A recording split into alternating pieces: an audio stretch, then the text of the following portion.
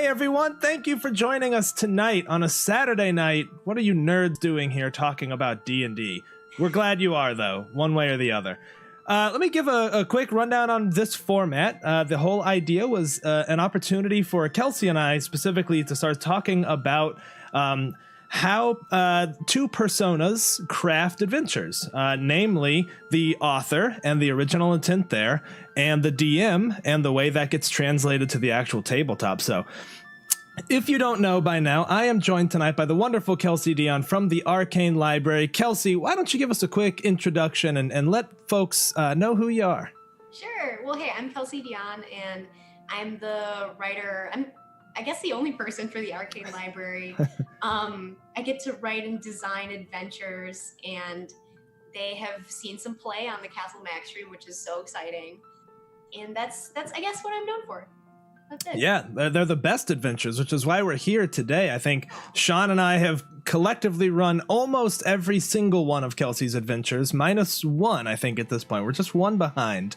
And that will change soon. We're going to run that one soon. So, hey, I think we're going to dive right in. Quick introduction for those of you who don't know me. I'm Castle Mac Steven, one of the DMs on the Castle Mac channel, and mostly spend my time nerding out about overlays and audio settings and stuff like that when I'm not thinking about Dungeons and Dragons, which is 90% of the time. So cool. All right. Well, let's jump right in. I think, one of the topics that kind of intrigued us, right? And one of the things that I think Sean and I are really keen to learn more about, and hopefully some of the people tuning in here, is what's your process when you have an idea for an adventure? How do you get started? Like what's the first step? Walk me through it. Oh, that's such a good question. I think, I guess the first step for an adventure is when I have an idea, it's usually not something that's like a fully born adventure right away. Mm-hmm. So it's usually I'll have an idea for like a location or a particular event or a boss or like a monster. And then I'll have to let that sort of percolate for a while. So it goes into your brain and you sort of collect inspiration and ideas, and you see something cool. You see a movie poster that's epic and you're like, wow, wouldn't it be cool if I had a scene that looked like that? And it swirls around for a bit. Then it starts to make its way out. It turns into notes, little bullet points in a notebook. Then I think by the time you have enough like scenes or visual things that you're beginning to write them down, I think that's kind of the time when you're like, hey, I should start to force some organization upon this and then spin it out into maybe a story. That's awesome. So it kind of starts with these amorphous ideas, right? In the primordial soup, you've got your single-celled organisms. Yes. And that's the part you can't force, right? Because I think like sitting down, writing, or really doing anything is sort of like a practice, like you sit down and you do it, even if that day you don't really feel like it. Sure. But the stew of ideas, you have to let that come from somewhere in the astral plane. I don't know. You just collect cool things. You play video games, you read books, you do stuff that you think is cool, and then those ideas start to accumulate. Yeah, that's not far off, I think, from the approach to DMing, right? I'm always kind of borrowing ideas from everywhere. To your point, some crazy movie, there's some scene that I'm like, oh, that would make an awesome D&D encounter. Here's how I could think about throwing that in there. Exactly. So you just have to cast a wide net. Yeah, and you have to let yourself refill your creativity bowl or cauldron, I guess. I don't know. You have to seek out the things that you find cool, and then that will in turn inspire you. But Steven, I find this so interesting because I get to sit down, I get to take as long as I want on that process as a writer, but then you are running games on a weekly schedule, and you have players and stories that are happening quickly and developing quickly. So when you're coming up with ways to incorporate material into your games, how do you find inspiration? What do you do to move your story forward? Yeah, no, that's a great question. And I've been a little bit remiss. I'm going to take a quick pause before I come back to that question and say, guys in chat, the reason we've put the chat on the actual screen itself is so that this can be viewed later, but also because we are okay with you guys asking a question at any time. We're here to be engaging and to answer questions that people have, and I should have mentioned that before. And I also, in my nervousness to get going, which I never get nervous, but I was nervous going into this, a huge thank you to Maddie over at So Chatty with Maddie and So Maddie Games on Twitter. I love that we're trying to form this D&D talk show power hour on Saturdays or something, and that was a really good show watching Maddie interview folks, and Castle Mac Sean was over there too, and I was trying to make him laugh on the side because we're evil jerks to each other. But that was a great show, and thank you guys for the raid. Thanks for setting that up, Maddie. Really truly appreciate it and love everything you do. So sorry about that. I should have said that earlier. Coming back to your question, Kelsey, I was thinking about this, and I was thinking about how different it is. So you have to definitely take a more careful approach, and your story has to, I imagine, be much more kind of cohesive. So you have these ideas that start coming together, but the reason you have to be so much more thoughtful about it, I think, is because you're writing for people you don't know. When I'm coming up with an adventure, I know exactly what buttons to push, and that's my joy, is that I've known my players for, in many cases, well over a decade, and in some cases at least a couple of years. So it's easy for me almost on the fly to be like, oh, I'm going to mess with Raven right now, and I know what's going to mess with her, and so it's easy for me to kind of be able to pivot on that, just knowing what they expect out of games and things like that. So. We did have our first question in the chat, Kelsey, and I think we'll go ahead and address that. And the question is, do you focus on the story, the players, or the rules when you start building a campaign? And I think in your case, we can talk about a kind of an adventure rather than a campaign. I'm not sure if you've done a full scale campaign yet, although I hope you do eventually. Oh, thank you. Yeah, I guess like on the micro level in adventure, I think I first focus on the story because the rules never change, and so those you can always rely on to be consistent, and it's kind of easy to go back and apply the rules when you need to if you've maybe written something that's not totally buttoned up. But sure, I think that story is big, and then your audience, the players, which I'm glad you pointed that out, Staggering Giant. Do you think about the players when you're writing? Absolutely. It's the number one thing. I think you're thinking about the DM, because the DM is your way of telling the story. So you're really talking to the DM when you're writing, and your first priority should be making sure the DM knows what you're trying to pitch, and that the purpose of what you're putting in there is clear to the DM, because if it's not going to make its way to the players. So I think it's kind of interesting. You frame your writing around how can the DM make this about the players. That's great. You almost have to trust in the DM to be that translator. Right? Yes. It's critical. Right. You're working on the assumption that the DM is gonna understand the story, and you've certainly baked in things intrinsic for, I'm sure you think about things like, why should the character care about this? Why should the characters want to get involved in this? But ultimately a lot of that is up to the DM to sell it, right? It's so funny that you said, because I have to say this and commend both you and Sean so much, because I think if people think that my adventures are interesting, it's because you guys perform them so fantastically. Thank you. Appreciate that. It's amazing. Because I've written them, and so when I'm watching you guys play them, I can see the moments where you're using your skill as a DM to sort of push the story in a direction or add a detail here that I never would have thought of. And for any of the viewers, if you ever get the chance, if you become familiar with an adventure that anyone on Castle Mac is going to run beforehand, just as sort of a thought experiment, and then you watch what these guys as DMs do, it's like a masterclass in how to interpret an adventure. Thank for you. The players. That's super kind of you. But I think part of that is, quite frankly, that you set your adventures up as a springboard for DM. So you definitely deserve some credit there, because we've run plenty of other adventures, and not all of them are as easy to riff on. It's almost like a good, you provide a great trunk so that we can grow the branches, right? Oh. There are some adventures, and I think this dovetails right into a question that Sean just posted in the chat about you talking to your NPC blocks.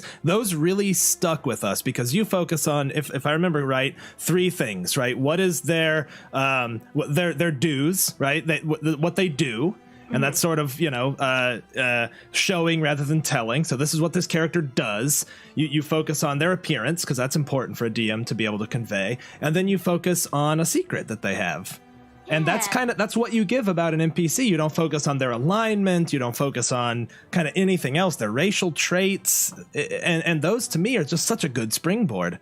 Thank you. Those come from wanting that bit of information when I'm running games, because when you're throwing an NPC out there, is, Steven, like, you just get a second to paint a picture of who this person is. And you don't have time to just sit down and read through a stat block and then read through 3 paragraphs of backstory about what this person really wants. And so I think knowing what they want and what they do to get there is really essential. It's really the only thing that is at the core of why an NPC is even in the game. I agree 100%. And you do it in, probably the length of a tweet, or maybe just over the length of a tweet. So it's very easy as a quick reference, like, who is this person again? Cool. It's right there. It's not in an appendix. It's in line with where the NPC is introduced. And I'm just going to throw a little bit of shade real fast on Waterdeep Dragon Heist. Compare the introduction to the NPCs in chapter 2 of Waterdeep Dragon Heist, which, we'll talk about adventures later. I think one of the topics we want to discuss are doing some published adventure reviews, but those NPCs are introduced very poorly, in my opinion, specifically the NPCs in Troll Skull Alley, because it's all stats. It's all the how, right? They have these racial traits, and once per day they can cast this cantrip, and this is their alignment, but it doesn't give you anything about them, really, in my opinion.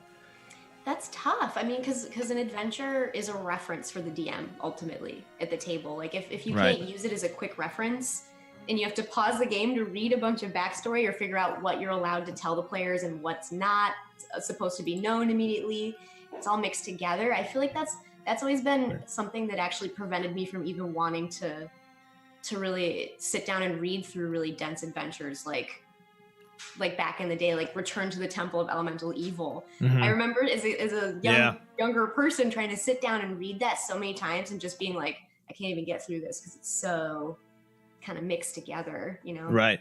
And just somewhat related, but I just want to throw this as an aside. I think Sean and I will throw Jake in there as well, because Jake has run Crypts of Arazum for me, and I think he did a fantastic job as well. I think veteran DMs definitely take to your format really well because you provide those springboards, but I would be really curious to see a junior DM try it as well, because you're so concise. That I've played games with people who are brand new to DMing, and they feel like they have to read everything off the page, and they're referencing appendices in the middle of talking, of role playing. I bet even a junior DM and would really take to that format, I think.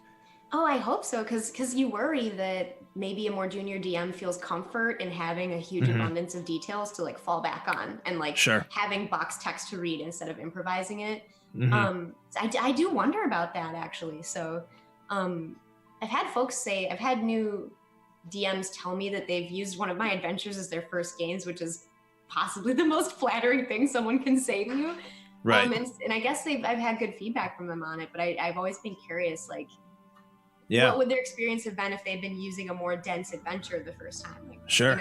I'd be really curious to see that, actually. I know Lydia's been wanting to DM a story, so maybe I'll let her do one of the ones that she hasn't played yet and see what she thinks, because I think it's easy. It's some good references. So, all right, getting to a couple of questions here. The first question, when writing an adventure, how much time is spent on research for the adventure versus actual writing? And I think I'd just expand on that a little bit for my own curiosity. How about play testing? What's your approach to kind of play testing adventures? And if that can be really challenging, so... Oh gosh, it can. Playtesting is probably the hardest thing, really, because I only run one game a week. I have one group of players who are sort of like my punching bags, those poor people. But they get a lot of my early ideas that I'm still developing, and just running them at the table helps to actually expand on them. Gotcha. Because you're forced as a DM to sort of improvise and think of an NPC when there wasn't one and see the flaws. So I actually would really recommend, if anybody is in the act of writing an adventure, playtest it before you set things in stone. Like, throw it in front of a group of players and see what they come up with, and that will help you figure out what to write into the adventure. And I have to say, somebody asked a question at the very beginning and I didn't want to ignore it, and it was so nice. I missed it, so. It was, how does it feel to have created so many adventures? It feels really nice. Thank you. It's really Nice. cool to think that there's a lot of options that you can give people. All right. I'm taking a quick second here to set up a giveaway because Maddie is so kind as to give away a set of dice from Tabletop Loot. It takes me just a moment to set that up, so I will. But I will pitch you another question here that I think is really important, and I think that you do a good job of, again, in your adventures because they're very concise. How do you know when you've given enough information? How do you feel like you've provided enough detail? And do you ever get worried that, you know, you could have missed something or that the DM might not pick up on other clues? When do you feel like, and maybe the flip side of that question is like, how do you know what to leave on the cutting room floor? How do you make those hard decisions? Because you fit your, essentially each act or each like encounter onto one page. I do, and that's really important to me, actually, is to do the one-page thing, because again, it's all about, like, you have to make the choice of, is making this an easy reference more important, or is getting that last sentence I really want in there more important? And so Sure. in every case, in my opinion, it should be making it an easier reference for the DM. So there's a lot that ends up cut in my adventures. It's sometimes it really hurts, you know, like, Sure. you just want that one little description or that one key piece of information out there. So I don't think that's ever easy, but I really think that less is more is always true, because, and Steven, you can speak to this, but there's like diminishing returns to having too much description. You know, like if I can give you like, I want to give you the important things to say to the players that's going to help influence their decisions. Right. But beyond that, like, what more is there to say? You know, like the DM should be given permission to expand if needed on things. No, I agree. The more you give, the less room for improv there is for a DM. But I'm sure there's a balancing act, right? If you don't give enough, you know, you run the risk of someone missing an important detail. And I'm reminded all the time about the difficulty in translating what's in my head and what I envision a scene to players. And I have a great example of that happened last Sunday. So as part of your adventure, I had the heroes go to Club Levantis with King Raimi. And outside, I decided, you know, mind reading is illegal in Waterdeep, but I wanted to have this very clear, like there's a bouncer there and she's reading people's minds as they come in. And so I described that process probably more than I described anything about the physical characteristics of the building. And so Raven took that as a cue that, like, I was trying to give them a hint that they need to engage this person, when in fact I just thought it was a cool idea that, like, hey, flaunting against the law. So, you know, that was something where I'm glad it went down that way, but I feel like that's something that I kind of failed at. But, you know, you always roll with failure when you're improving. You know, I think that's an example of, I gave so much information that it affected the outcome, right? Rather than sort of this neutral, you want to be almost neutral, right? And you read about like instructions for running Tomb of Horrors back in the day, right? You have to give this very neutral response so as not to color what the players think or perceive. Yeah, that's such a hard decision, I'm sure, though, to make in the moment, because I was going to ask you the reverse, like when you're given a scene to set, like how do you choose what to tell the players? Because ultimately it comes down to how you want to convey it. Like, I'm sure that even like the pace you're trying to set in the moment is going to influence that decision. But like, right. Like when you're given like a wall of text, how do you decide what to tell them? Yeah, it's really difficult. And you know, in a lot of the earlier books, there were more kind of those blocks of text describing a scene, and I would tend to rewrite them.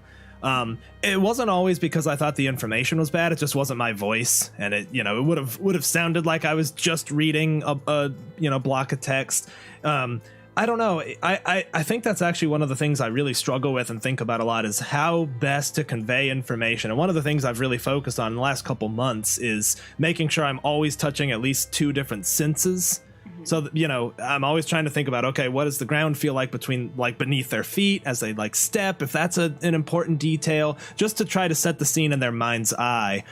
So I don't know. I think I try to give as many details as I can to play on kind of shared experiences so that they can see the setting as I do as best I can, but, you know, making sure to not always give them the clear, like, this is what you need to do or what I want you to do.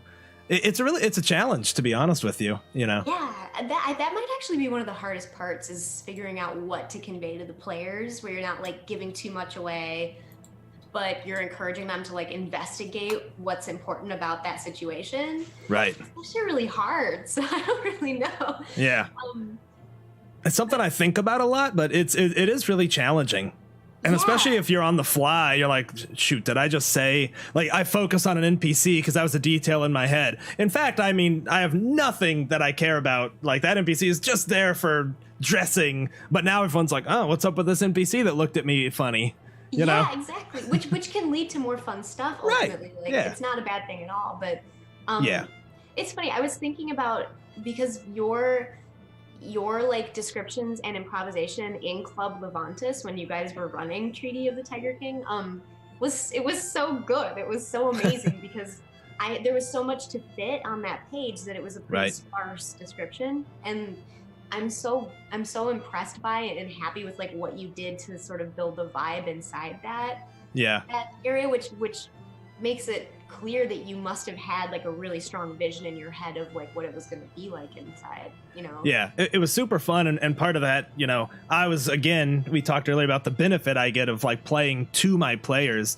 You know, people who play with me know I don't really like overtly magical things. So Club Levantis is one of the craziest things I've ever done when they're not on a different plane, because I like, you know, I want Lord of the Rings more than, you know, Eberron or something. Right. So for me, I knew it was a fun opportunity to one of the themes that's been coming out of our Waterdeep game is this growing divide between the nobility and the common people, which is a common thing, but how the heroes, I think to quote Sean, how the heroes in many ways work to maintain that old power balance, right? Like they're defending the realm, but who's really benefiting from that? So anyways, I wanted to have that like over the top, ostentatious, all the magic is gathered here. It's an experience that no commoner in Waterdeep even knows is happening.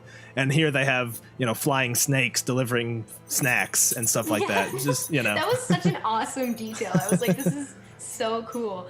And another thing I was in same scene, you came up with an NPC on the fly that was not written into the story at all. It was the manager of Levantis, which was amazing. And I was going to ask you, like, because you had a perfect poker face, but like I, as the writer, knew that NPC was completely made up on the spot, and I was so impressed. And I was going to ask you if you were able to maybe talk about how you can just do that on the spot. Sure. Yeah, that was a funny one. I 100% knew by having the bouncers ask the characters to leave their weapons, at least one of them was going to have a problem with it.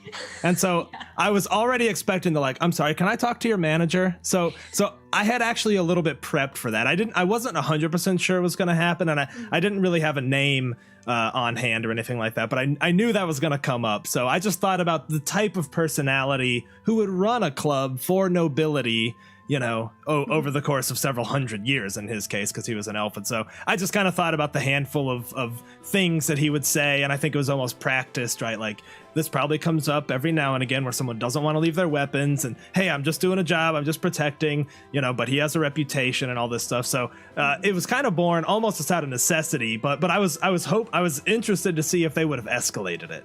Because I was kind of thinking like, what am I going to do? Are they going to turn them away? They might have. Yeah. Oh my gosh. And so that leads me into another question that, like, I'm being greedy now because I really just want to know this. I'm so interested in how you approach this stuff. Like, what do you do to prepare for adventures? Because this is something you thought of ahead of time in advance then. So you were thinking this through already. Okay, well, my secret is I always I take a really long shower before Sunday nights because that's when I'm most creative.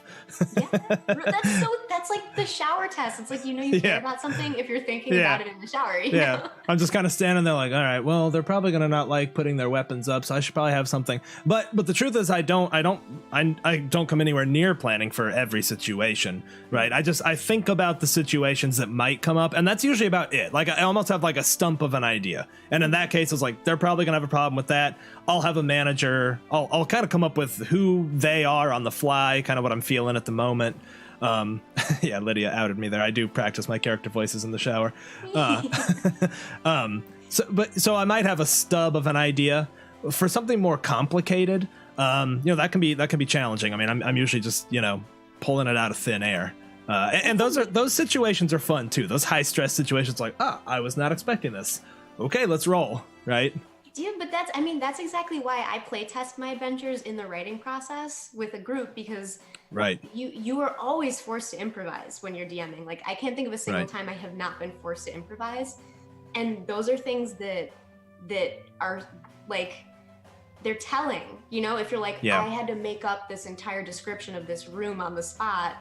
For me as a writer, I'm like, well, maybe I should incorporate that for the dungeon master, you know? Right. Yeah. It's interesting.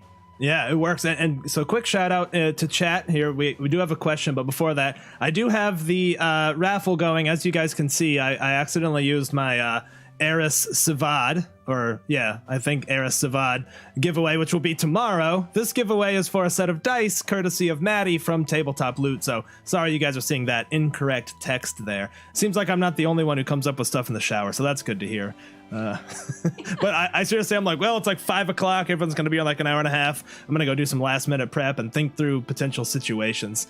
But I do that too, though. I do. It's actually kind of amazing. I totally think all the time about D&D in the shower. Yeah. Oh, it's the best time, just staring at the ground, thinking. Okay, so there was a question that I don't want to miss, and it was, how do you differentiate or describe someone who is a key NPC rather than an NPC that can be a great asset but is not needed? It's probably more a DM question, I would guess, because as an author, you can say, you know, hey, this is a key player versus, you know, this is kind of just background. So if the question is to how do I describe that to the players, you know, it's a little bit of show, don't tell, and maybe the inflection of my voice. I will say I've started using, I kind of wanted to mention some tools to help with improv. I now keep a list of names handy, right? And my players know me so well. I'm terrible with coming up with names on the fly. That's one thing I cannot do that. And so, you know, if Sean or Raven says, hey, what's that character's name? And I'm like, oh shit, hold on. They know it's not an important NPC. Whereas if I'm like, well, my name is blah, blah, blah, they're like, oh, okay, this person's important. That's not true anymore, because I now have I'm always ready to fire from the hip when someone asks me what the name is. So yeah, so Shifty, the way I approach that, the way I, you know, think of someone who's a key NPC is I make it clear through the actual actions, right? If someone's important, they're going to seem important in some way, or they're going to talk to the characters with some knowledge that other people don't have, you know, or some background NPC is just not going to matter, or they're going to be dismissive.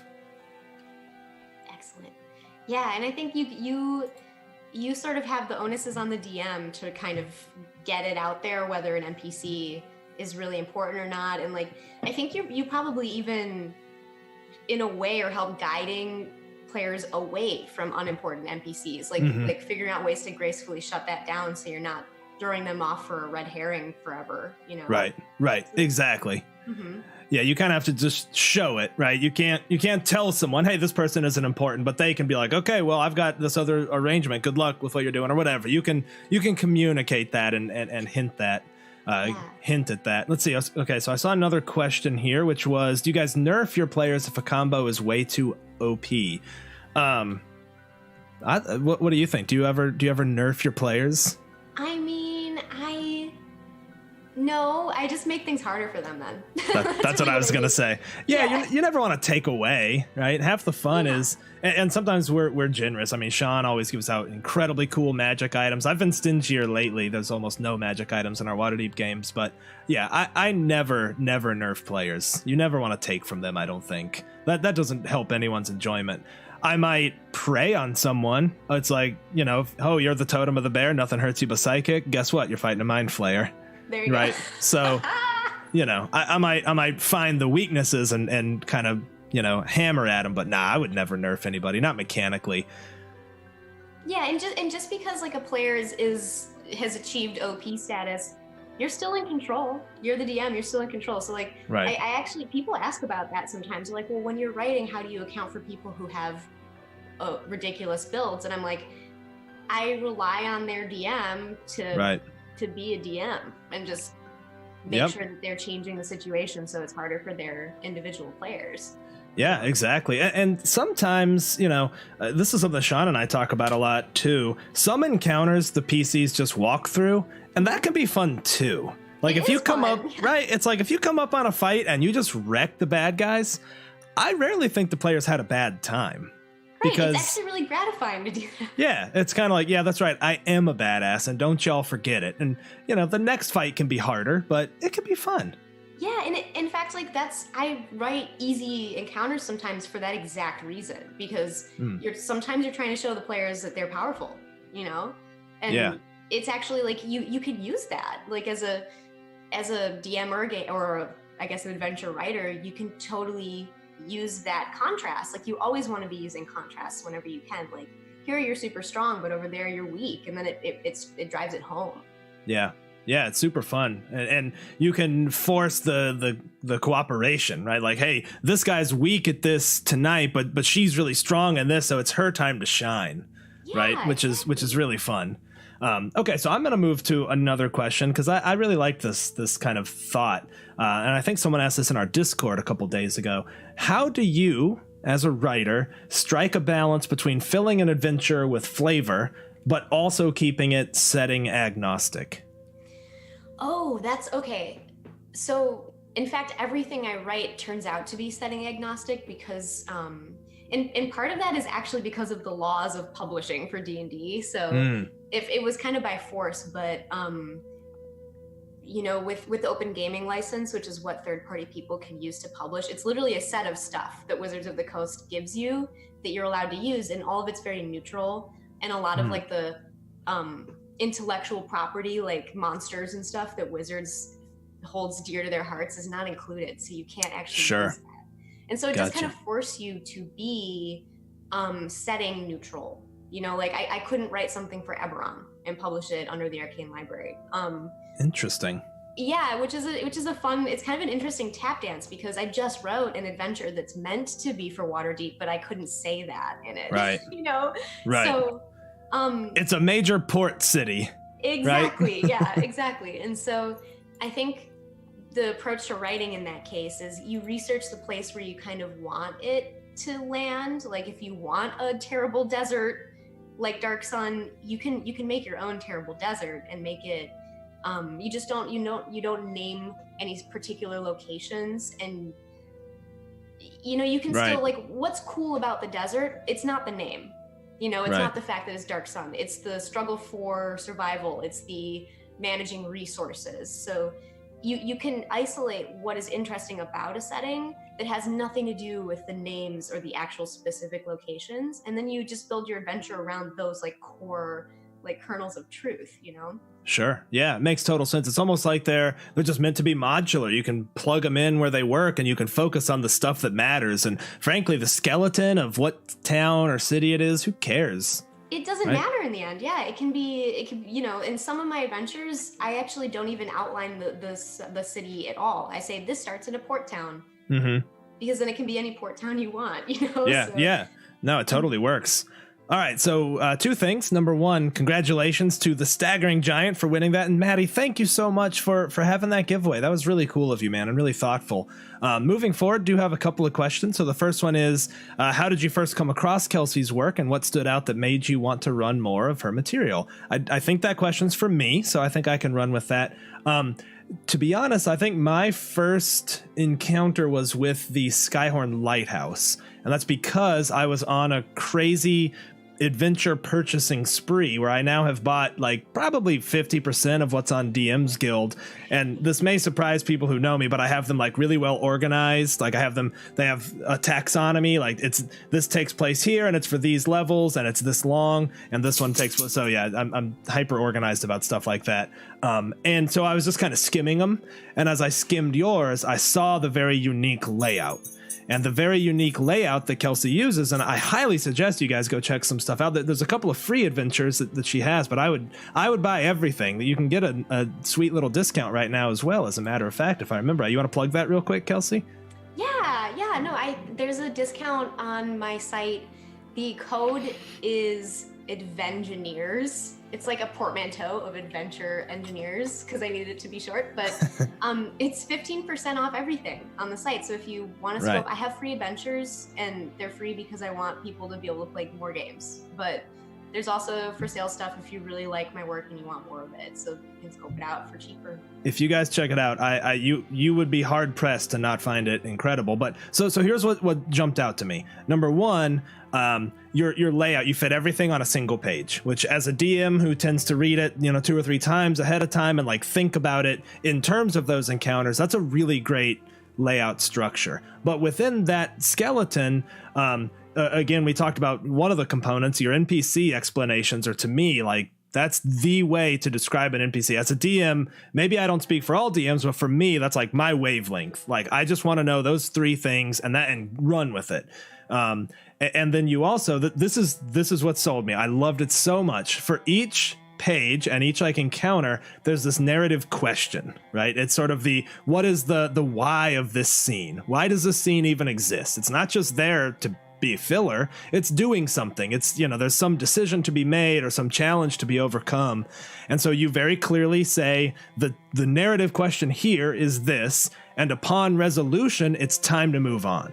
Which, you give a skeleton for pacing, and pacing in narratives is everything. And it's, I think about pacing all the time, right down to right now when we start our streams. I'm really trying to not do the 20-minute walk around the table and tell us who your character is. I just want to get to the action and think about the pacing, because that's what movies do and that's what books do, right? They show, they don't tell, they get you moving. When something is resolved in a situation, you change scenes, you don't linger. And role-playing games can become quite I don't know what the right word is, almost self-indulgent, of just sitting there and kind of doing nothing. But hey, if there's a question, let's explore it. And if there's not, then let's move ahead. And so that's something I'm always focused on. I think your adventures lend themselves perfectly to giving the DM the tools to think about pacing. That's what got me, was the pacing, to be honest. Thank you. Oh, I'm just glad that it works, that it helps people know when to move on, because I didn't know that when I first started DMing. Like, I would linger in scenes and I'd be like, they're looting the crap out of this room and there's nothing interesting in here, but they're not, like, right, nothing's happening right now, like, so that was the whole reason behind that. And I think it's so funny you said the word self-indulgent, and that's actually, like, since I've been writing, I feel like one of the key things about writing successfully is to avoid being self-indulgent. Like, sure. Is there like something, did you like write something into the scene that you just want there to show like how crazily you can talk about something like that's a little bit self-indulgent? So fighting that, I guess, tendency is actually what leads to like tighter craft. Yeah. Whether you're awesome. DMing or whether you're writing. So yeah.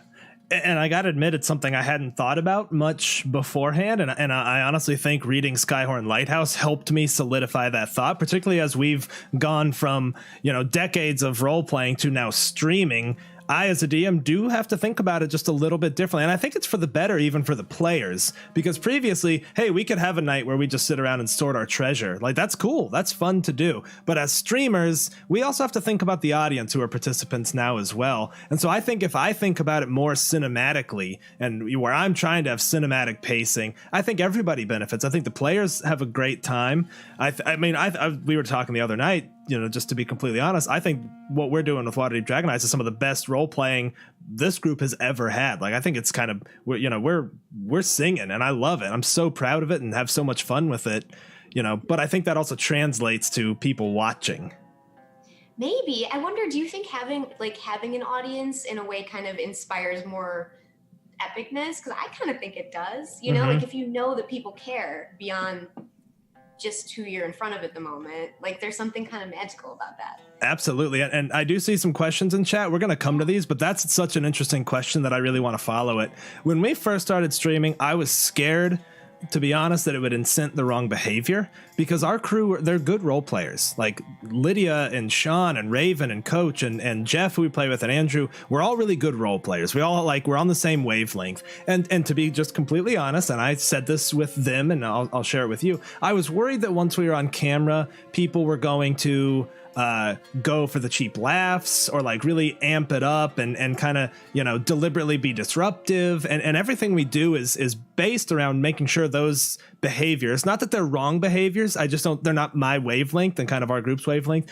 We make sure those are protected. You know, a lot of streams, for example, do where bits give a specific player a reroll or a D20 or an automatic 20. And we opted not to do that so that we wouldn't find ourselves suddenly every time Lydia says spork, everyone gives her bits. And so that incents that behavior. So I was worried about that, but I think the opposite effect actually happened. I think we all feel like this is our thing. This is our kind of, you know, value, I guess, you know, and what we do is this kind of, we take role playing very seriously. And so I think we all want to be on our A game, and we've kind of amplified that. I would love to hear if any of the Castle Mac folks in chat agree or disagree with that, but I think it really, it has changed it, but I think for the better.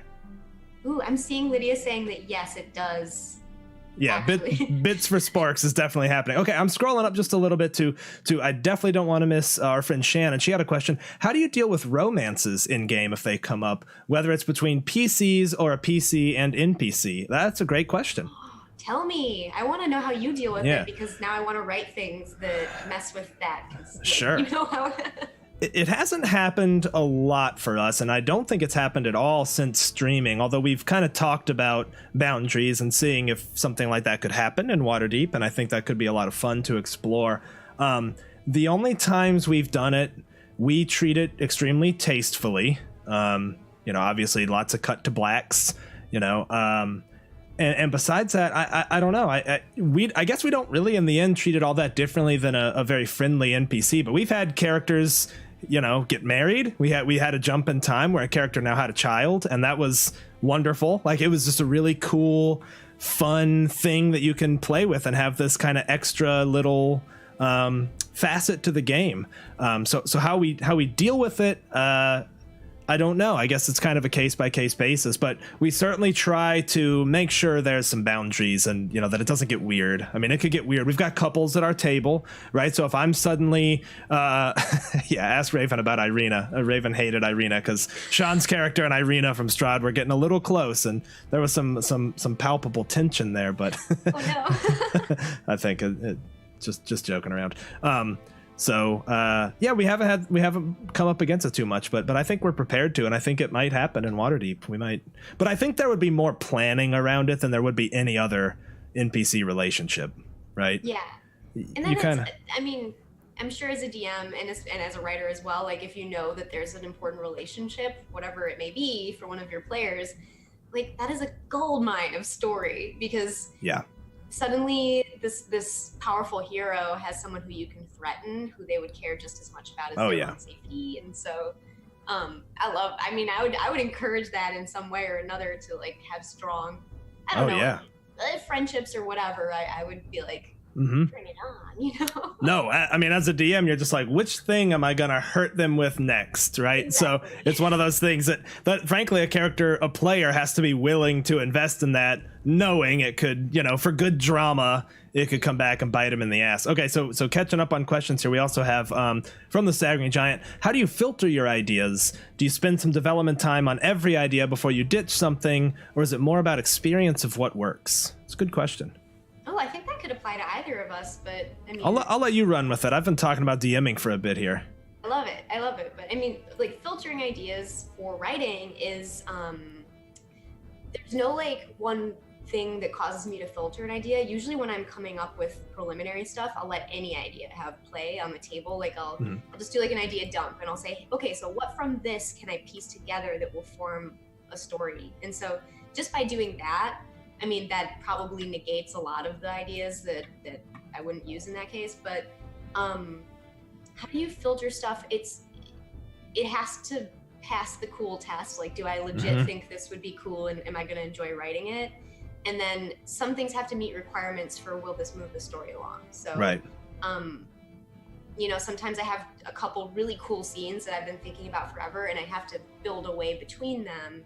So I guess I'm filtering in a way, or I'm taking the things I most like and then figuring out how to tie them together. And I imagine you have a lot of hard decisions to make because you get your adventures to fit on like each act or each scene is kind of one page. So I imagine you have a lot that you have to cut. And you mentioned earlier leaving kind of a lot on the cutting room floor. So Yeah. On a micro level, like when you're sitting down and actually writing, there's always cutting. There's always cutting happening while you're writing, even when you're in the idea stage. It doesn't stop. Editing is cutting almost always. So I think you have to embrace the idea of cutting and viewing it as a good thing. Right. And, you know, enjoying the abundance of ideas, but thinking, how can I reduce this to its simplest bits? Sure. It's like coming up with the MVP, the minimum viable product, right? I named this engineers for a very specific reason. It feels almost like, you know, I think we both work in IT, right? And so the approach to major IT projects are kind of similar. You know, in Agile, people come up with all their ideas. Man, I would love if the software did this and it made me coffee and it checked my email for me. And you throw all the ideas out, and then you really have to focus on what's most essential to the business. What's the value to the application that we can get done. And I think the same really can be said about adventures, right? You make these very elegant solutions that do something very well. Don't try to do everything, but try to do a couple of things really, really well. Yeah, and that it helps to focus on, when I'm writing, having like a dramatic question, like what's the narrative goal of this scene? That is so important to know when you're writing, because the scene needs to speak to that goal. And so right. If you're sitting down to write something, you have to know what the point of it is first. And then you have to try to get to that goal or figure out a way to resolve that question with a yes or a no. Right. Yeah, great answer. Okay, got a couple questions here, and guys, we'll probably just take another 2 or 3 questions before we kind of wrap it up. So go ahead and get your questions in, but I'm catching up on a couple. One is, have you written encounters based on a rule or aspect of the game that you liked or didn't like? That's a good question. I don't. Speaking for myself, I don't know that I've necessarily based one on a rule or aspect I don't like. Let me think about that for just a second. How about you? Any response to that one? Yeah, no, that's a really good question. Fortunately, I don't often find myself having to write stuff I don't like, which not every writer can say, you know, like, right. But I'm lucky that I get to really pick from what I enjoy writing. So I can definitely say I really, for some reason, like drowning mechanics, or like things that force time pressure. Yeah, so, me too. Yeah, because that, like, a time crunch is a really impactful way to make something scary and exciting. So I do that all the time. I think actually in almost every encounter I've written, there is some form of a timer. Yeah. You could reverse engineer that, and that is thanks to. Right. I have to shout out the Runehammer channel. He is a brilliant deconstructionist of like encounter design, and he talks a lot about using timers as a way to fuel character action. Right. Yeah. Nothing like a little heat on the pan to get people moving. Yeah. That's cool. Okay, here's another question. How do you build out what is in a town / world building? I find that I keep trying to put too much in every place. I'll run with that first, and then I'd love to hear your thoughts as well. I haven't done a lot of homebrew world building, and every time I do, it's for the exact same reason. I'm like, okay, what are the 19 nations, and what's their histories, and how did we get here, and like what political events happened, and now I'm looking at this one town, and who lives in this town, and why, and I just get completely overwhelmed. And so I have to take a step back, and when I have run stories in a world I created, I will deliberately not even think about it until it comes up, and I'll let the writing happen kind of mid-world. So when I do it now, I will come up with a map and maybe a couple of high-level bullet points of, you know, this is kind of the region, and any other stuff that players might need to know, like maybe the Pantheon. I might come up with a Pantheon if we have a cleric or something. But then I'm like, you know what? We're going to figure it out as we go. And that's going to be how the world gets explored. It's a really hard thing, though. And I honestly don't feel like I have the time to do a good job homebrewing anymore. So I really don't. That's why we do our take on the Forgotten Realms, which is probably a good metaphor for why I love running your adventures, why I run that. I need some structure to start with, and then I'm comfortable kind of going from it. But starting from scratch, I'm not sure I'm the right guy for that. Oh God. I mean, but I take a really similar approach, actually, even when I'm writing something official. Like it's like less is more. I think that whatever you think is the bare minimum that you need for a town, I bet you could get away with half of that. because if you have even like 4 bullet points of these 4 important people, imagine your players interact with every single one of those 4 people.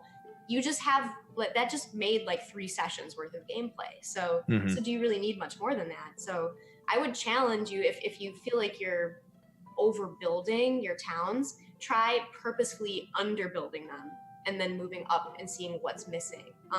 Right. Because you might be very surprised at how little you need to actually fill in the gaps. Yeah, and maybe some other kind of tangible advice is you can have a couple of pre-made NPCs that you can be ready to pull in. You don't necessarily have to be like, okay, they're going to this town and I think the blacksmith is this guy, especially if the story doesn't matter, right? And the tavern master is this woman. If they're not going to be serving the narrative, you can keep this little sort of, you know, in your back pocket, a couple NPCs that now, hey, we walked into the tavern and we want to speak to the owner. You can be like, cool, well, I guess this NPC is the owner now. And you have that you can, you know, be ready to apply as it comes up. Your players won't know the difference, right? They'll think, oh man, they planned for everything. But really, you're just like, you've almost got that primordial soup that you just, okay, now this is a thing that I need and I'm plugging it in right here. But you don't necessarily have to plan it all ahead of time. And I think that probably makes for a better story because you can focus on the things that they care about. Let the characters figure out what's important to them rather than you telling them, right? And focusing on the exposition. Yep. Yeah, and just take notes as you're playing so that you can remember what it is you made up. Because that will happen a lot, but I completely agree. Like, I think that it's probably more fun and easier. It doesn't sound like it's going to be easier, but I actually think it's much easier to improvise those little things in the game and like give yourself the tools you need. Like give yourself a name list, like Steven said, because that's super critical. Like give yourself just the couple little things that you need to make anything up on the spot, and that is going to free you from either over designing and then not using it, or from having too much stuck in your mind that you're trying to juggle while you're just like talking about the town, you know? Right. Yeah, it can get overwhelming fast, I think, and it can you know, I think about my attention and my creativity as a limited resource, and when I try to think about everything, which I have before, I take a step back and think, man, I just spent like 6 or 7 nights thinking about a nation and what they're doing that my players will probably never even see. Like, that's just a waste of effort, right? Yeah.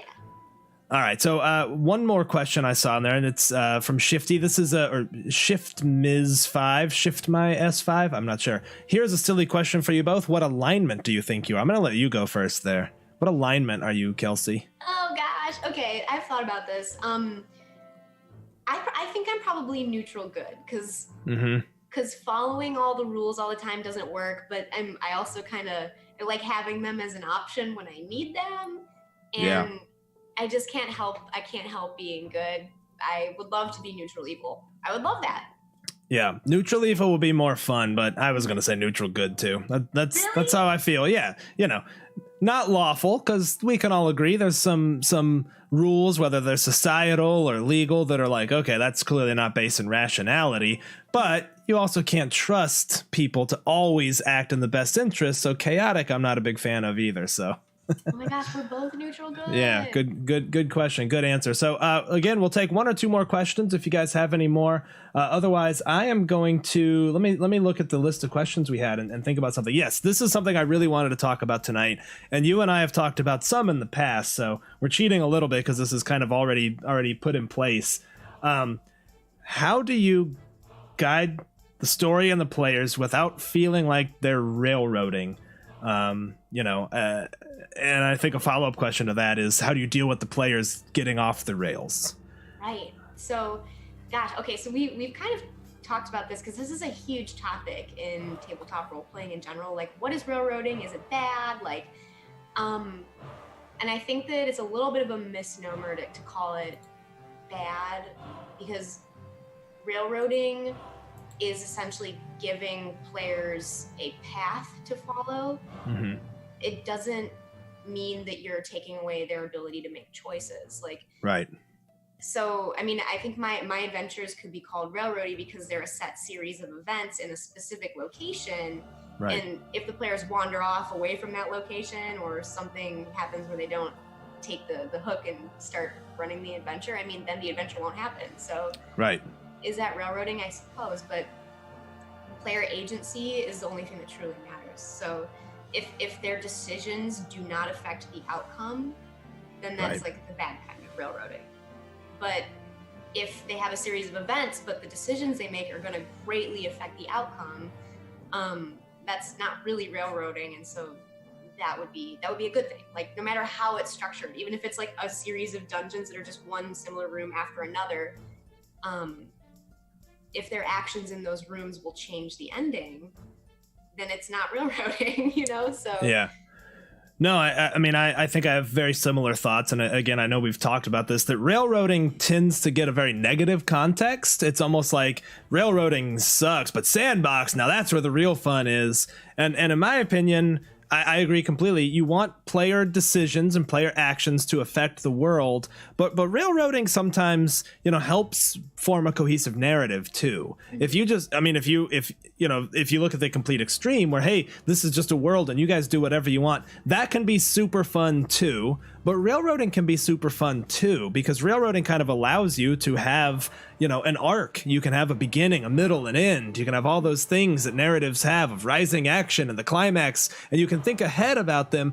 But, you know, if you get too strict and you're too rigid about where you need that to go, then you're just a DM telling a story. So I tend to take the approach that, you know, I almost think of it, there's an old term from ages ago used in military formations called a string of pearls, which essentially, here's a really important thing that I need to happen. What happens here, I don't care about. This, do whatever you guys want, make your decisions, and it'll be really cool. And then the next kind of thing. So I tend to have, actually very similar, I guess, to the way your adventures are presented. I tend to have encounters and events and outcomes in mind, but how we get there isn't always the same. And those events and outcomes are certainly far from set in stone. That they can change, you know, at the drop of a hat, knowing that it might not affect, you know, down the road, kind of where I'm going from a big arc, but yeah, it will definitely affect the short term and have ripple effects on the rest of the world. So you know, I think we've talked about this too, and this is for a later conversation. You know, Hoard of the Dragon Queen was just pegged for being super railroady and super linear because it's essentially a tour of the Sword Coast. But in fact, we had an absolute blast with it. So, you know, sometimes telling the players very clearly, this is the thing you guys have to do, but then letting them figure out how is super fun, rather than just do whatever you want, which can also be fun. Right. Yeah, and it's funny because like extreme sandboxing is also like, I would argue that it's probably the least fun way to play D&D sometimes, if you're just like, well, you're in the world, what do you do? Because people are playing the game of D&D because they want an episodic narrative. They Right. want to be heroes and they want to have a purpose. Yes. And a story isn't necessarily going to be reflective of the way the real world works, where just like stuff happens and you don't know, and there's no meaning to it sometimes. Like Right. a D&D game, like honestly, it has enough elements of a story where it has to have some form of meaning and purpose, or it's not really fun to play. So Right. in a way, that railroading is sort of like presenting an episode, and that's kind of required for a story in a way.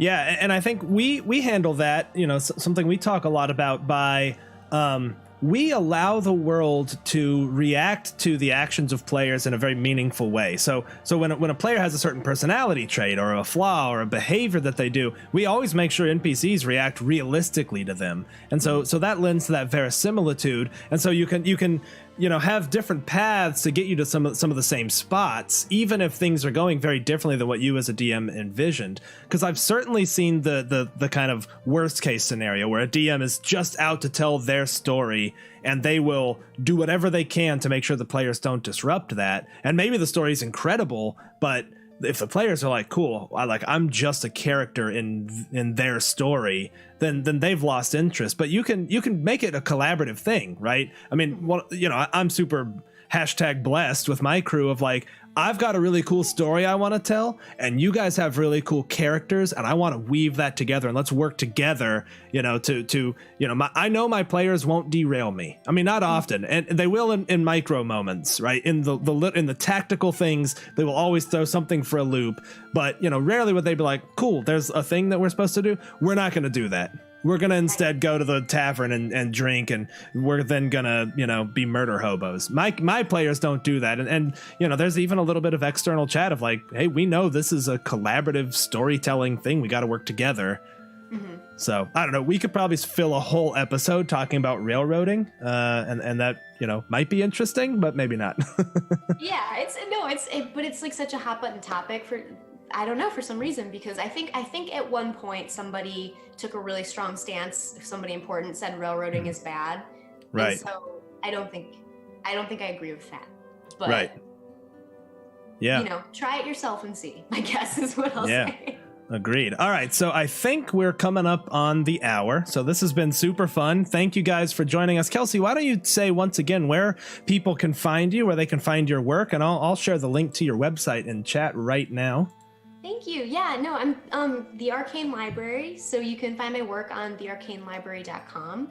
I have adventures and stuff there, some game aids. I also just released a book that I co-wrote with a guy named Matt Rauscher, and he's the It's good. It's good. Fun. It's monsters. It's monsters and some playable races. But it's called The Monstrous Lexicon, and it's on Amazon. And the contributions I made to that were so fun to write. So Yeah, they're great. check out. I just got it 2 nights ago, or I guess, and tore through it. It was fantastic. Yeah, to answer some questions, this is a new stream on an existing channel, so I hope you tune in. We play Sunday nights and Tuesday nights in person. We've got some other games around with some folks around the country that around the world that we've become good friends with. So hope you guys can check some of those out. Thank you, Kelsey, again for joining. This was super fun. I am going to pay it forward, and we are going to launch a raid right now. We're going to launch a raid on, let's see, we're going to launch a raid on our friend Welcome Party RPG. I would not be doing what I do if it weren't for Welcome Party RPG, and I bet you there's more than one person in the chat right now who could say the same. Kicking off the raid right now. Thank you guys for joining us. I had a blast. Kelsey, hope you had a good time. This was fun. I had so much fun. Thank you. This was great. Absolutely. So we'll look at talking about, you know, how often we do this. I definitely want to do it again. Maybe it's, you know, every other week or something like that. We'll figure that out. So cool. Well, with that, thank you guys again, and we'll talk to you later. Thanks, guys.